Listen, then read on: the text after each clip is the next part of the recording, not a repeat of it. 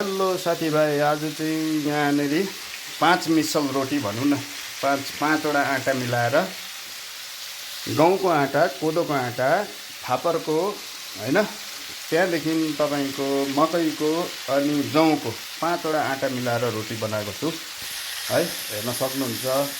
अनि यहाँनिर चाहिँ यसो कोपी र आलुको यो भाजा बनाउँदैछु। अलिकति भाजा चाहिँ राम्रो हुँदैन होला, तर पनि बनाउँदैछु। हजुरहरूलाई राम्रो लाग्यो भने अब कमेन्टमा त्यही हो वाउ लेखिदिनु होला होइन, कस्तो लाग्छ।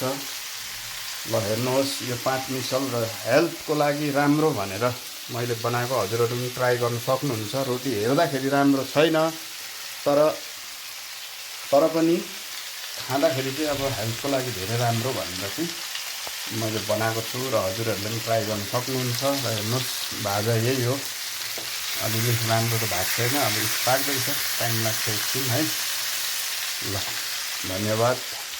राम्रो लाग्यो भने कमेन्टमा त्यही हो वाउ लेखिदिनु होला। धन्यवाद।